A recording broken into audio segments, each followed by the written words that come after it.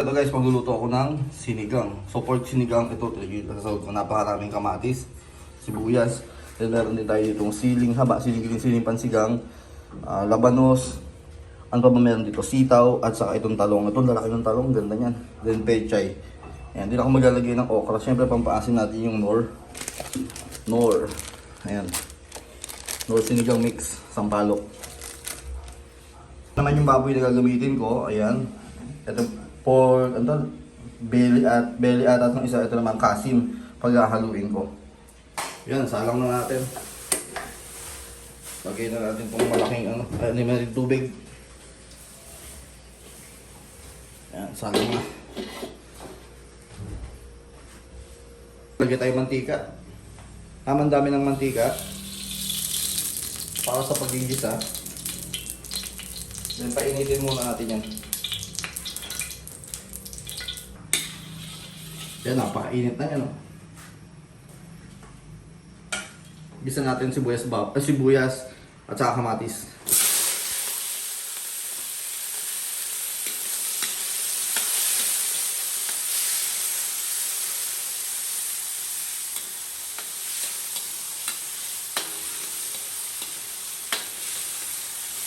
Yung daming kamatis.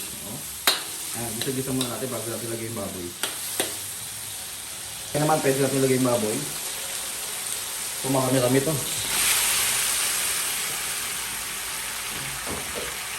Pantanghalian. Halo-haluin. Solid yan. Parang magluluto lang pinamatisan. Lagyan natin ang patis.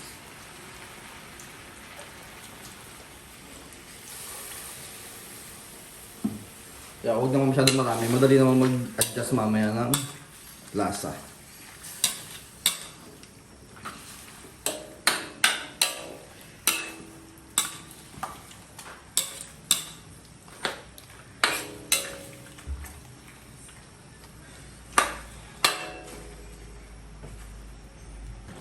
Ayan, so ito haluin muna natin. Kung napapansin nyo, ayun, nagtubig na siya dahil yan dyan sa baboy. Nagtubig ng sarili.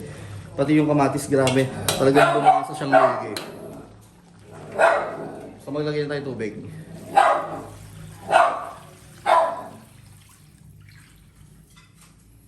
So plano ko medyo dagdagan pa siya ng bagya. Dagdagan pa natin tubig.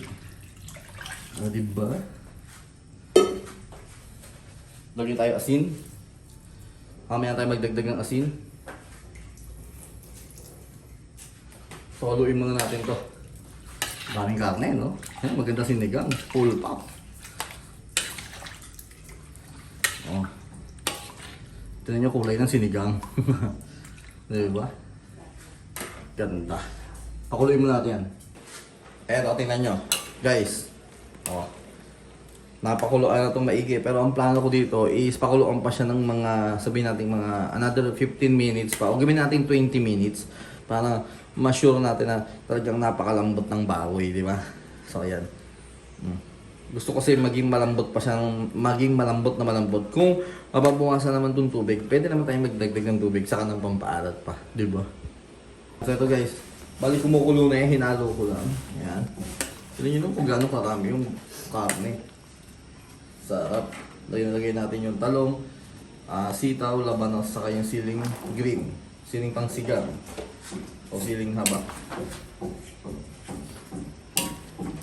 Yan.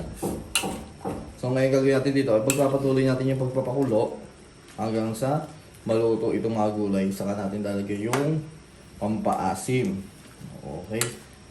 Yan. Tapos adjust na lang tayo mamaya ng asim. Saka ng alat. So yan. So ito guys, maglalagay tayo ng madaming sili. So akala nyo iba, pag naglagay ka ng siling ganyan, aanghang. Hindi aanghang yan. Yan. Aanghang yan kung pipigain nyo. Kahit maluto ng todo yan dyan, hindi ahalo sa sabaw yung anghang na yan. Akala kasi ng isa dito aanghang. Ayan, so ito guys, haluin muna natin. So kung napapansin nyo, medyo luto na yung nilagay nating mga gulay. Yung sitaw, mabilis lang naman maluto yan compared dito sa talong. So, ayan. So maluluto pa naman yan kasi pakukulungan pa natin yan. So ngayon, dahil hinalo ko na to, maglalagay naman tayo ng pampaasim, nor sinigang mix ang balok. Lagay natin to lahat. At dahil syempre, meron kami sumobra dati na may gabi, dahil hindi tayo naglagay ng gabi, maglalagay tayo nito. Yan, hindi natin nilahat. Kasi baka naman sumobra asim. Ayaw natin ng ganoon, di ba? Gusto ko pala ng ganon. Yung kasama ko dito ayaw nila ng super asim sa sinigang.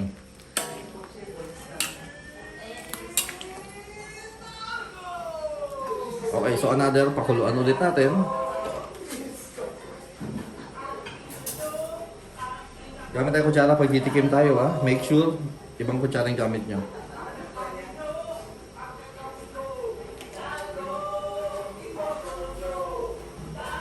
Kulang siya sa alat, lagyan natin ng asin.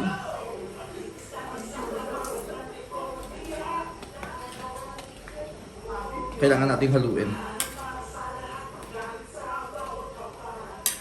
Sarap yan.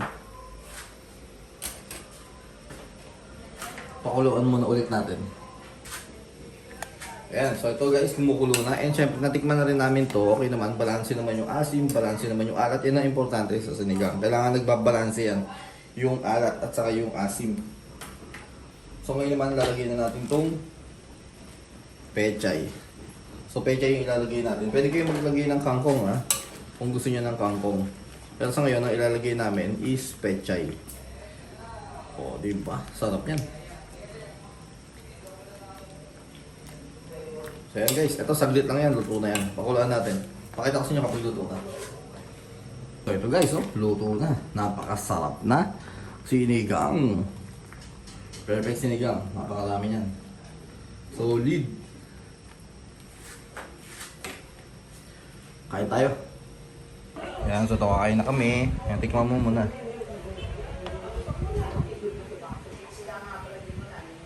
Oh, meron. Yan. Sarap. Sarap yan. Siyempre. Luto ko yan eh. Oh, habang nanonood ng Netflix. Kain muna kami.